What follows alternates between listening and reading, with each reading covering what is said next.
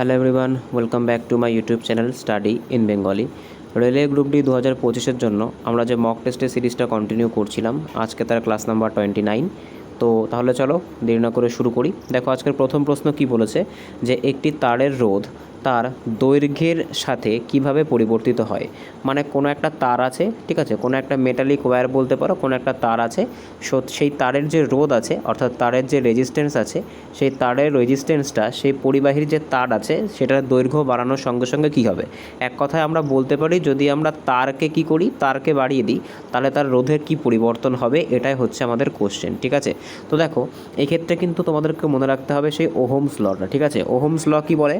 Ohm's law কিন্তু বলে যে যদি কোনো একটা পরিবাহীর রোধ তোমার হচ্ছে মানে কোনো একটা পরিবাহীর দৈর্ঘ্য যদি বাড়ানো হয়, তাহলে পরিবাহীর যে রোধ থাকে সেটাও কিন্তু তোমার হচ্ছে বাড়ে।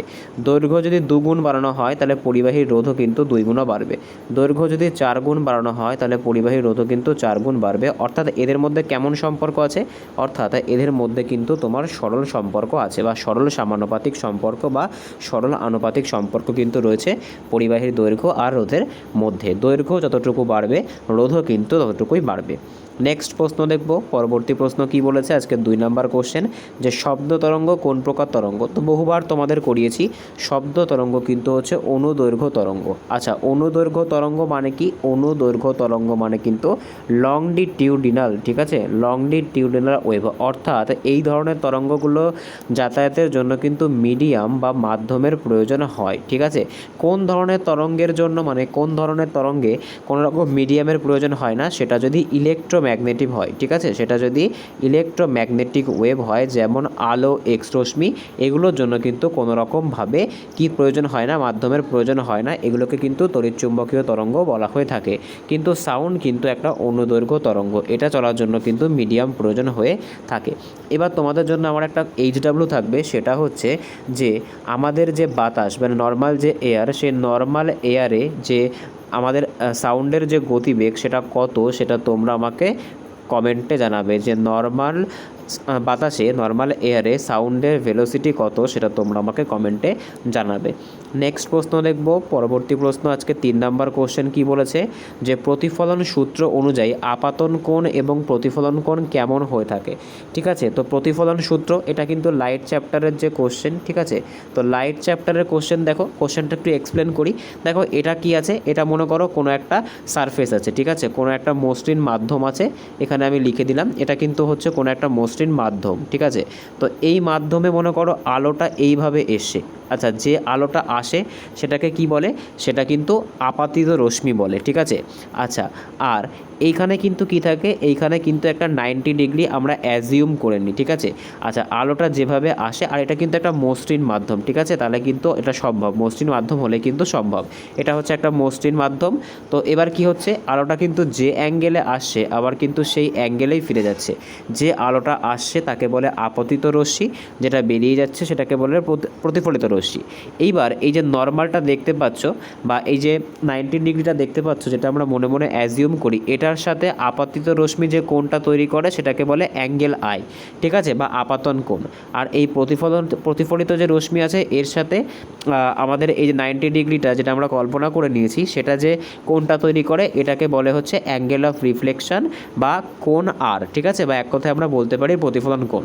আর তোমাদেরকে একটা জিনিস বলে রাখি, যে আপাতন কোণ আর প্রতিফলন কোণের মান কিন্তু সমান হয়ে থাকে সর্বদা। ঠিক আছে, মসৃণ মাধ্যমের ক্ষেত্রে। অর্থাৎ এটা যদি মনে করো আমরা ধরে নিলাম 60 ডিগ্রিতে এসেছে, তাহলে কিন্তু এটা 60 ডিগ্রিতেই বেরিয়ে যাবে। তো লাইটের এই যে ফ্যাক্টরটা, প্রতিফলনটা কিন্তু তোমাদেরকে খুব সহজভাবে বোঝানোর চেষ্টা করলাম। তাও যদি কারোর কোনো প্রবলেম থাকে অবশ্যই কিন্তু আমাকে কমেন্টে জানাতে পারো।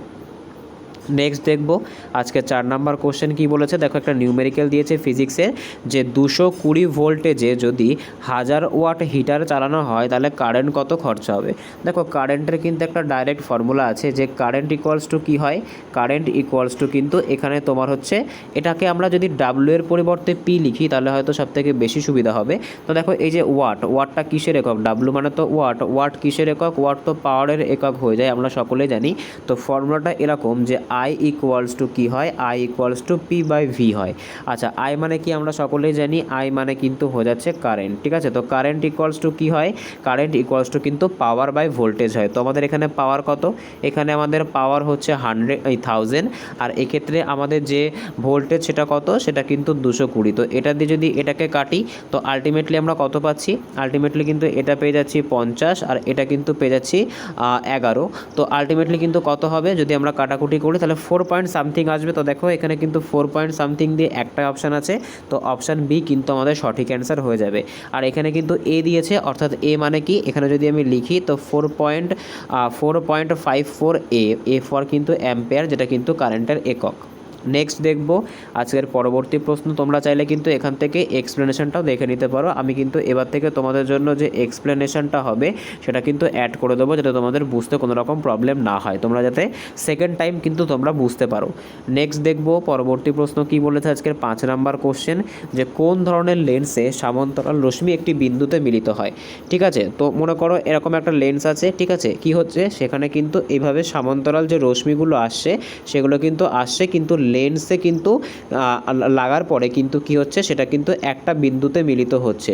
তো আমরা জানি এই ধরনের লেন্সকে কি বলে, এই ধরনের লেন্সকে কিন্তু কনভার্জিং লেন্স বলা হয়, অর্থাৎ যেটা কিন্তু সমান্তরাল আলোক রশ্মি গুচ্ছকে একটা বিন্দুতে মিলিত করে। ঠিক আছে, আচ্ছা, এই কনভার্জিং লেন্সেরই আর একটা নাম কি, সেটাকে কিন্তু আমরা ইংলিশে বলি কনভেক্স লেন্স, আর বাংলাতে কি বলি, বাংলাতে কিন্তু বলি উত্তল লেন্স। ঠিক আছে, আর অবতল লেন্স কি কাজ করে, এটা তো আমরা উত্তল লেন্স করলাম, আমরা যদি অবতল লেন্সকে এখানে ছোট করে আঁকার চেষ্টা করি, তাহলে অবতল লেন্স কিন্তু এই সমান্তরাল আলোক রশ্মি গুচ্ছকে কি করে, বাইরের দিকে বের করে দেয়, এই জন্য এটাকে কিন্তু ডাইভার্জিং লেন্স বা অবতল লেন্স বলা হয়ে থাকে। নেক্সট দেখবো আজকে 6 নাম্বার কোশ্চেন কি বলেছে, একটা নিউমেরিক্যাল দিয়েছে যে 5 অ্যাম্পিয়ার কারেন্ট 10 মিনিট ধরে চালালে কত কুলাম চার্জ পরিবাহিত হবে। তো আমরা জানি যে কুলাম কিন্তু চার্জের ইউনিট হয়ে থাকে, আর চার্জকে কিন্তু কিউ দ্বারা প্রকাশ করা হয়। তো আমরা ফর্মুলা কি জানি, যে Q equals to I into T হয়ে থাকে, কিন্তু টিটাকে কিন্তু অলওয়েজ সেকেন্ডে কনভার্ট করে নিতে হয়। তো তোমরা এখানে দেখতে পাচ্ছ 10 মিনিট, তো 10 মিনিট মানে কত সেকেন্ড, আমরা 60 দিয়ে গুণ করলে পেয়ে যাব, তো 60 দিয়ে গুণ করলে কিন্তু 600 সেকেন্ড হয়ে যাচ্ছে। আচ্ছা, আয়ের ভ্যালু কত, আচ্ছা এই 600 সেকেন্ডটাকে আমি এইখানে লিখছি। ঠিক আছে, তো আমরা জানি যে চার্জকে কিউ দ্বারা করা হয়, প্রকাশ করা হয়, আর কিউ ইকুয়ালস টু কী হয়, Q equals to I into T হয়ে থাকে। ঠিক আছে, আমরা টি বের করলাম কত, টিকে আমরা সেকেন্ডে কনভার্ট করে নিয়েছি, কারণ সেকেন্ডে কনভার্ট করতে হয়, তাই 600 সেকেন্ড এখান থেকে বেরোলো। আচ্ছা, এবার ক্যালকুলেশন করি, ক্যালকুলেশন করলে কি আসছে, ক্যালকুলেশন করলে আসছে এখানে 5 আর এখানে হচ্ছে 600, তো কত হচ্ছে টোটাল কিন্তু 3000 কুলাম হচ্ছে সঠিক অ্যান্সার হয়ে যাবে। তো কোথায় আছে, এটা কিন্তু অপশান নাম্বার যে এ, সেখানে আমরা দেখতে পাচ্ছি। নেক্সট প্রশ্ন দেখবো আজকে 7 নাম্বার, তোমরা চাইলে কিন্তু এখানে যে এক্সপ্লেনেশন আছে সেটাও দেখে নিতে পারো। নেক্সট দেখবো পরবর্তী প্রশ্ন কি বলেছে, যে চুম্বকীয় ক্ষেত্র। ঠিক আছে, চুম্বকীয় ক্ষেত্রের একক কি হয়ে থাকে, টেসলা, নিউটন, কুলাম নাকি ওয়াট। তো সঠিক অ্যান্সার কি হবে, এটা সঠিক অ্যান্সার কিন্তু হয়ে যাবে টেসলা। ঠিক আছে, টেসলা কিন্তু যে চুম্বকীয় ক্ষেত্র হয়ে থাকে সেই চুম্বকীয় ক্ষেত্রের ইউনিট হয়ে থাকে। নিউটন কিসের একক আমরা জানি, নিউটন কিন্তু ফোর্স বা বলের একক। কুলাম কিসের একক, একটু আগেই তোমরা অঙ্কটা করলে, কুলাম কিন্তু হচ্ছে চার্জ বা এক কথায় আমরা বলতে পারি আধানের একক। ওয়াট কিসের একক, একটু আগেই বললাম, ওয়াট কিন্তু পাওয়ারের একক বা ক্ষমতার একক। তোমরা চাইলে নোট ডাউন করতে পারো, যদিও কিন্তু এগুলো তোমাদের অনেকবার করিয়েছি। নেক্সট দেখবো পরবর্তী প্রশ্ন কি বলেছে, দেখো কেমিস্ট্রি থেকে, নিচের কোন মৌলটি ট্রানজিশনাল মেটাল। দেখো ট্রানজিশনাল মেটাল মানে কি, আমাদের যে পর্যায় সারণী আছে, আমি যদি র্যান্ডামলি এখানে আঁকার চেষ্টা করি, ঠিক আছে, তো পর্যায় সারণীটা কিন্তু ঠিক এরকম হয়ে থাকে, মানে এরকম কিন্তু হয়ে থাকে পর্যায় সারণীটা। তো এই যে আমাদের পর্যায় সারণী আছে, সেখানে 1 নাম্বার গ্রুপে কে থাকে, 1 নাম্বার গ্রুপে কিন্তু আমাদের যে অ্যালকালি মেটালগুলো থাকে, অর্থাৎ যে ক্ষারীয় ধাতুগুলো থাকে সেগুলো থাকে। 2 নাম্বার গ্রুপে কারা থাকে, 2 নাম্বার গ্রুপে কিন্তু যে রেয়ার আর্থ মেটাল বা অ্যালকালাইন আর্থ মেটালগুলো থাকে, যেগুলোকে আমরা ক্ষারীয় মৃত্তিকা ধাতু বলি। ঠিক আছে, আমি এখানে লিখছি, ঠিক আছে, তাহলে তোমাদের সুবিধা হবে। তো আমাদের সবার প্রথম জানতে হবে আমাদের যে পর্যায় সারণী আছে, সেই পর্যায় সারণীতে মোট কতগুলো শ্রেণী আছে। তো মনে রাখতে হবে মোট কিন্তু শ্রেণীর সংখ্যা কত, আর মোট কিন্তু আমরা বলতে পারি পর্যায়ের সংখ্যা কত। তো পর্যায় কিন্তু 7টা থাকে, আর শ্রেণী কতগুলো থাকে, পর্যায় কিন্তু 7টা থাকে, আর শ্রেণী কিন্তু 18টা থাকে। আচ্ছা, এইবার দেখো প্রথম যে শ্রেণীটা থাকে, অর্থাৎ যে 1 নাম্বার শ্রেণীটা থাকে বা 1 নাম্বার গ্রুপটা থাকে, তো সেটাকে আমরা কি বলি, 1 নাম্বার শ্রেণী, 1 বা 1 নাম্বার শ্রেণী বললাম। তো সেটাকে কিন্তু ক্ষার ধাতু বলা হয়। ঠিক আছে, কি করা হয় না, সেটাকে কিন্তু ক্ষার ধাতু বলা হয়। 2 নম্বর শ্রেণীকে কি বলা হয়, 2 নম্বর শ্রেণীকে কিন্তু ক্ষারীয় মৃত্তিকা ধাতু বলা হয়। এরপর থেকে শুরু করে অর্থাৎ 3 থেকে শুরু করে একদম 12তম শ্রেণী পর্যন্ত যে এলিমেন্টগুলো থাকে তাদের কিন্তু তোমার হচ্ছে ভ্যালেন্সি 2 রকমের হয়ে থাকে বা 2টো বা তার বেশি ভ্যালেন্সি হয়ে থাকে, সেইগুলোকে কিন্তু কি বলা হয়, সেগুলোকে কিন্তু ট্রানজিশনাল মেটাল বলা হয়ে থাকে। ঠিক আছে, তো সেরকম একটা ট্রানজিশনাল মেটালের এক্সাম্পল কি এখান থেকে যদি আমরা দেখি, তো সোডিয়াম তো 1 নম্বর গ্রুপে থাকে, তাই এটা হবে না। আচ্ছা, ক্যালসিয়াম কিন্তু 2 নম্বর গ্রুপে থাকে, এটাও হবে না। লিথিয়াম কিন্তু 1 নম্বর গ্রুপে থাকে, এটাও হবে না।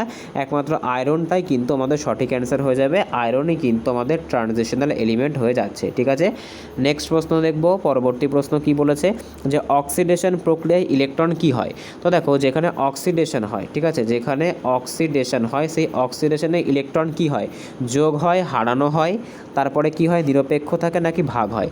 তো মনে রাখতে হবে অক্সিডেশন প্রক্রিয়ায় কিন্তু ইলেকট্রন হারানো হয়, অর্থাৎ লস অফ ইলেকট্রন হয়। কি করা হয় না, লস অফ ইলেকট্রন, অর্থাৎ কোনো একটা পদার্থ থেকে কিন্তু ইলেকট্রন বাইরে বেরিয়ে যায়। ঠিক আছে, নেক্সট প্রশ্ন দেখব। পরবর্তী প্রশ্ন কি বলেছে দেখো, নিউমেরিক্যাল দিয়েছে। এই নিউমেরিক্যালটা খুব ইম্পর্টেন্ট। ঠিক আছে, দেখো নিউমেরিক্যালটা কি দিয়েছে, যদি 2 মোল গ্যাসে 12.044 ইন্টু 10⁻23 অণু থাকে, তাহলে 1 মোল গ্যাসে কত অণু থাকবে।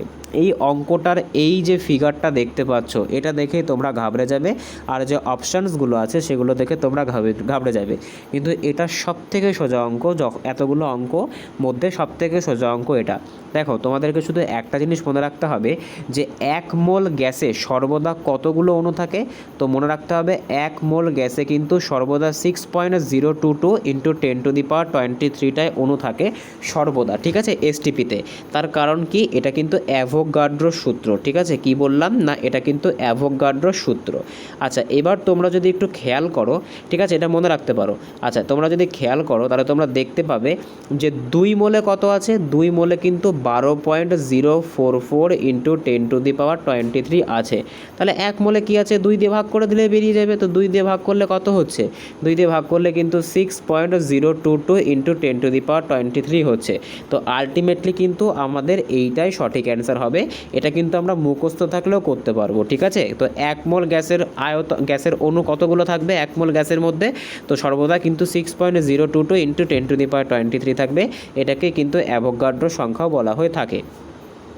নেক্সট দেখব আজকের 11তম কোশ্চেন। দেখো, এখানে কিন্তু এক্সপ্লেনেশনটা দেওয়া আছে। ঠিক আছে, দেখো এখানে লেখাও আছে অ্যাভোগাড্রো সংখ্যা। নেক্সট দেখব পরবর্তী প্রশ্ন কি বলেছে, যে ক্যালসিয়াম অক্সাইডের সাধারণ নাম কি। দেখো, ক্যালসিয়াম অক্সাইড মানে কি, ক্যালসিয়াম অক্সাইড মানে কিন্তু CaO। আচ্ছা, এটাকে কি বলা হয়, তো মনে রাখতে হবে এটাকে কিন্তু কুইক লাইম বলা হয়ে থাকে। ঠিক আছে, দেখো এখানে স্লেক্ট লাইন আছে, তো স্লেক্ট লাইন কাকে বলা হয়, এটা কিন্তু যে CaOH2 অর্থাৎ যেটাকে আমরা কলিচুন বলি। ঠিক আছে, যেটাকে আমরা কলিচুন বলি, তো সেটার সংকেত কিন্তু এটা। আর এটাকে কিন্তু আমরা পোড়াচুন বলে থাকি। ঠিক আছে, কি বলি, এটাকে কিন্তু পোড়াচুন বলি। নেক্সট দেখব পরবর্তী প্রশ্ন কি বলেছে, দেখো যে নিম্নলিখিতর মধ্যে কোনটি এক্সোথার্মিক বিক্রিয়া। আচ্ছা, এক্সোথার্মিক মানে কি আগে কিন্তু সেটা জানতে হবে। ঠিক আছে, তো এক্সোথার্মিক মানে কিন্তু যেটা থেকে কি হয়, প্রচুর পরিমাণে তাপ উৎপন্ন হয়, যে বিক্রিয়ায় প্রচুর পরিমাণে তাপ উৎপন্ন হয়। তো বাষ্পীকরণ, গলন, দহন নাকি আলো শোষণ, এর মধ্যে থেকে এক্সোথার্মিক কোনটা, তাপ উৎপন্ন কোনটাই হয়, অবশ্যই দহনই হবে। নেক্সট প্রশ্ন দেখব পরবর্তী প্রশ্ন আজকে 13 নম্বর কোশ্চেন কি বলেছে, যে কোন পদার্থে কোভ্যালেন্ট বন্ড থাকে। আচ্ছা, কোভ্যালেন্ট বন্ড কার থাকে, একটা নন মেটালের সঙ্গে কিন্তু আর একটা নন মেটালের কি বন্ড তৈরি হয়, কোভ্যালেন্ট বন্ড তৈরি হয়। আর একটা মেটালের সাথে আর একটা নন মেটালের কি হয় না, আয়নিক বন্ড তৈরি হয়। আচ্ছা, যদি আমরা দেখি Na আর সিএলটা হচ্ছে নন মেটাল কিন্তু Naটা মেটাল, তাই এটা কিন্তু একটা আয়নিক বন্ড, এটা হবে না। আচ্ছা, Mg কিন্তু একটা মেটাল, অক্সিজেন একটা নন মেটাল, তাই এটাও কিন্তু হবে না। আচ্ছা, KCl পটাশিয়াম কিন্তু একটা মেটাল, ক্লোরিন একটা নন মেটাল, এটাও কিন্তু আয়নিক বন্ধন, এটাও কিন্তু হলো না। তো নন মেটালের সঙ্গে নন মেটালের কোভ্যালেন্ট বন্ড যদি আমরা দেখি, হাইড্রোজেন একটা নন মেটাল, অক্সিজেন একটা নন মেটাল, অর্থাৎ জল কিন্তু কি হচ্ছে না, একটা কোভ্যালেন্ট বন্ড। নেক্সট দেখব পরবর্তী প্রশ্ন আজকে 14তম কোশ্চেন কি বলেছে, যে রক্ত জমার জন্য কোন খনিজ প্রয়োজন। এতদিন পর্যন্ত তোমরা কি শিখেছো, এতদিন পর্যন্ত তোমরা শিখেছো যে কোন ভিটামিনের প্রয়োজন, খুব সোজাভাবে ভিটামিন কে অ্যান্সার করেছো। এবার অ্যান্সার দাও, দেখো কি হবে। দেখো ভিটামিন কে এর যে রাসায়নিক নাম সেটা যদি আমি এখানে লিখি তো তোমরা কিছুটা গেস করতে পারবে। তো ভিটামিন কে এর যে রাসায়নিক নাম সেটা কিন্তু ক্যালসিফেরল, অর্থাৎ এখানে কিন্তু ক্যালসিয়াম প্রয়োজন রক্ত জমাট বাঁধার জন্য। খুব ইম্পর্ট্যান্ট কোশ্চেন কিন্তু এটা একটা ইউনিক কোশ্চেন তোমরা বলতে পারো। ঠিক আছে, নেক্সট দেখব পরবর্তী প্রশ্ন কি বলেছে, যে কোন অঙ্গ ইনসুলিন নিঃসরণ করে। তো এটা তো প্রত্যেক দিনের একটা কমন কোশ্চেন বলতে পারি। তো এটা কিন্তু আমি তোমাদের জন্য HW দিলাম, তোমরা এটা আমাকে কমেন্টে জানাবে অবশ্যই। নেক্সট দেখব পরবর্তী প্রশ্ন কি বলেছে, আজকে 16তম কোশ্চেন, যে উদ্ভিদের গ্যাসীয় বিনিময় কোথায় ঘটে। ঠিক আছে, বা গ্যাসের যে এক্সচেঞ্জ সেটা কোথায় ঘটে, শিকড়, স্টোমাটা, কাণ্ড নাকি ফুল। তো সঠিক অ্যান্সার কিন্তু হয়ে যাবে স্টোমাটা। আচ্ছা, স্টোমাটা কোথায় থাকে, স্টোমাটা কিন্তু পাতার ছিদ্রের মধ্যে থাকে, পাতার মধ্যে অসংখ্য ছিদ্র থাকে, এখানে থাকে। এখানে কি করে, এখানে কিন্তু গাছ আমাদেরকে কি করে, গাছ আমাদেরকে অক্সিজেন দেয় আর নিজেরা কিন্তু বাতাস থেকে কি করে, কার্বন ডাইঅক্সাইড টেনে নেয় এই ছিদ্রগুলোর মধ্যে দিয়ে। এর কিন্তু আরেকটাও কাজ আছে, সেটা কিন্তু বাষ্পমোচন বা ট্রান্সপিরেশন করে, অর্থাৎ অতিরিক্ত জল কিন্তু এখান দিয়ে গাছগুলো বের করে দেয়। নেক্সট দেখব 17তম কোশ্চেন কি বলছে, যে ডিএনএ সম্পূর্ণ রূপ কী। তো এটা তো একদম ইজি একটা কোশ্চেন হয়ে গেল এতগুলো কোশ্চেনের মধ্যে, তো অপশান এ আমাদের সঠিক অ্যান্সার হয়ে যাবে। আচ্ছা, আরএনএ সম্পূর্ণ রূপ কী সেটা তোমরা আমাকে জানাবে, আর এই যে আরএনএর যে সংশ্লেষণ সেটা কোথায় হয় সেটাও তোমরা আমাকে জানাবে। নেক্সট দেখব পরবর্তী প্রশ্ন কি বলেছে, দেখো একটা নিউমেরিক্যাল কি বলেছে, যে একটি কোষ 20 মিনিটে দ্বিগুণ হয়, 2 ঘন্টা পর তার সংখ্যা কত হবে। দেখো বায়োলজি থেকেও কিন্তু অঙ্ক আসে, টিসিএসের প্যাটার্ন যদি তোমরা খেয়াল করো, এগুলো কিন্তু টিসিএসের প্যাটার্নের উপরে নির্ভর করে বানানো হয়েছে। তো টিসিএসের প্যাটার্নে কিন্তু কি হয়, টিসিএসের প্যাটার্নে কিন্তু এই রকমের অঙ্ক দিয়ে দেয় বায়োলজির থেকে। ঠিক আছে, যে এটা কিন্তু অনেকটা এক্সেপশনাল। তো এই যে অঙ্কটা আছে এটা কিন্তু ম্যাথসের ফর্মুলাতেই হবে। দেখো 20 মিনিটে কতটুকু হচ্ছে, 20 মিনিটে কিন্তু 2 গুণ হচ্ছে। যদি আমরা দেখি তাহলে 20 মিনিটে কত হচ্ছে, 2 গুণ হচ্ছে। তো 1 মিনিটে কত হবে, 1 মিনিটে 2 গুণ 20 হবে। আর এখানে একটা জিনিস মনে রাখতে হবে, যে 2 ঘন্টা বলেছে, 2 ঘন্টা মানে কত মিনিট, 2 ঘন্টা মানে কিন্তু 120 মিনিট। তো 120 মিনিটে কত হবে যদি দেখি, তাহলে কাটাকুটি করলে কত হচ্ছে, কাটাকুটি করলে যদি আমরা দেখি এটা দিয়ে এটা কাটো, এটা দিয়ে এটাকে কাটলে কত হচ্ছে, এটা দিয়ে যদি আমরা 2, এখানে 1 সেকেন্ড দেখতে হবে, 20 মিনিটের দ্বিগুণ, হ্যাঁ ঠিকই আছে। তো কত হচ্ছে, 2 ঘন্টা পরে যদি দেখি তাহলে এখানে কিন্তু আমরা পেয়ে যাচ্ছি 2 দিয়ে যদি এটাকে কাটি তাহলে কিন্তু হয়ে যাচ্ছে তোমার 60। তো 6 দুগুণে কিন্তু 12, কিন্তু অপশানে কিন্তু কোথাও ম্যাচ করছে না, একটু অঙ্কটা দেখতে হবে। দেখি একটি কোষ 20 মিনিটের দ্বিগুণ হচ্ছে, 20 মিনিটের দ্বিগুণ হলে 2 ঘন্টা পর সংখ্যা কত গুণ হবে। আচ্ছা 20 মিনিট, ঠিক আছে, 20 মিনিটে কিন্তু দ্বিগুণ হয়ে যাচ্ছে। তো 1 মিনিটে কি হবে, 1 মিনিটে নিশ্চয়ই তোমার হচ্ছে 20/10 হবে। আর 2 ঘন্টা মানে কিন্তু হচ্ছে 120, ঠিক আছে। তো 2 ঘন্টা পরে মানে এখানে যোগ করে দাও, এটার সাথে এটা কাটো। তো এটা কিন্তু অপশানে কোথাও ভুল আছে, এটা কিন্তু 12 গুণ হবে, ঠিক আছে। এটা কি হবে না, এটা কিন্তু 12 গুণ হবে। তো এটা এখানে অ্যাডজাস্ট করে নেবে, ঠিক আছে। নেক্সট প্রশ্ন দেখব, পরবর্তী প্রশ্ন দেখো এখানে কি বলেছে, এখানে কিন্তু 120 মিনিট, ঠিক আছে। এখানে এই অঙ্কটা একটু রিভিউতে রাখতে হবে, ঠিক আছে। অঙ্কটাতে মনে হচ্ছে কোনো সমস্যা হচ্ছে, বা আমার বোঝাতে কোনো সমস্যা হচ্ছে, ঠিক আছে। 2 ঘন্টা সমান 120 মিনিট দিয়েছে, 120/6 মানে 6 বিভাজন 64 গুণ। এটাতে একটু সমস্যা আছে, বা আমার হয়তো বোঝাতে ভুল হচ্ছে, এটা আমি দেখে নিয়ে পরের দিন তোমাদের বলে দেবো। আচ্ছা নেক্সট প্রশ্ন দেখো কি বলেছে, পরবর্তী প্রশ্ন কি বলেছে, যে উদ্ভিদের খাদ্য তৈরি করার প্রক্রিয়াকে কি বলে। তো এটা তো খুব সোজা একটা কোশ্চেন হলো। তো উদ্ভিদের খাদ্য তৈরি করার প্রক্রিয়াকে কিন্তু ফটোসিনথেসিস বলা হয়ে থাকে, ঠিক আছে। কি বলা হয় না, উদ্ভিদের খাদ্য তৈরি করার প্রক্রিয়াকে কিন্তু ফটোসিনথেসিস বলা হয়ে থাকে। নেক্সট দেখব পরবর্তী প্রশ্ন কি বলেছে, দেখো যে ভাইরাস কোন জীবন্ত কোষের ভেতরে বেঁচে থাকে। তো ভাইরাসটা কার ভেতরে বেঁচে থাকে, তো জীবন্ত কোষের ভেতরে কিন্তু এরা পরজীবী হিসেবে বেঁচে থাকে। নেক্সট প্রশ্ন দেখব, পরবর্তী প্রশ্ন কি বলেছে, দেখো নিউমেরিক্যাল শুরু হয়ে যাচ্ছে, যে একটি বল 10 নিউটন, একটি 10 নিউটনের বল আর ক্ষেত্রফল হচ্ছে যদি 2 মিটার/স্কোয়ার হয়, তাহলে চাপ কত। আচ্ছা চাপকে কি বলা হয়, চাপকে কিন্তু প্রেশার বলা হয়। প্রেশার সমান সমান কি হয়, প্রেশার সমান সমান কিন্তু ফোর্স বাই এরিয়া হয়।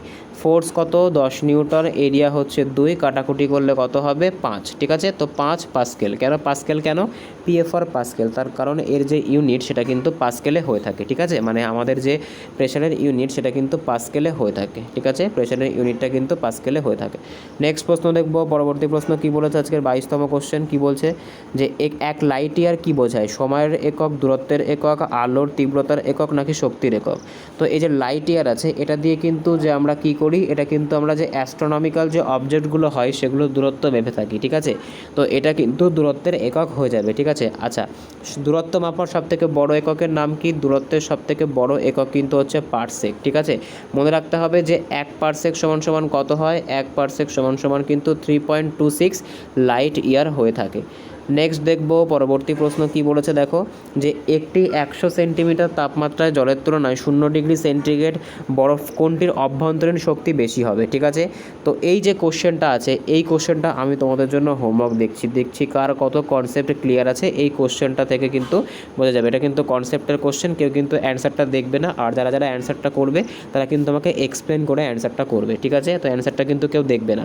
আচ্ছা দেখো পরবর্তী প্রশ্ন কি বলছে, 24তম কোশ্চেন, যে একটি লেন্সে 5 সেন্টিমিটার বস্তুর চিত্রের উচ্চতা, ঠিক আছে, আর 2 সেন্টিমিটার হলে, মানে কি বলেছে, একটি লেন্স যেটার তোমার হচ্ছে বস্তুর যে উচ্চতা, ঠিক আছে, মানে যেটাতে আমাদের বস্তুর উচ্চতা সেটা কত বলেছে, সেটা কিন্তু বলেছে হচ্ছে, আমরা এখানে লিখে দিচ্ছি। তো এখানে ম্যাগনিফিকেশনের ফর্মুলা কী হয়?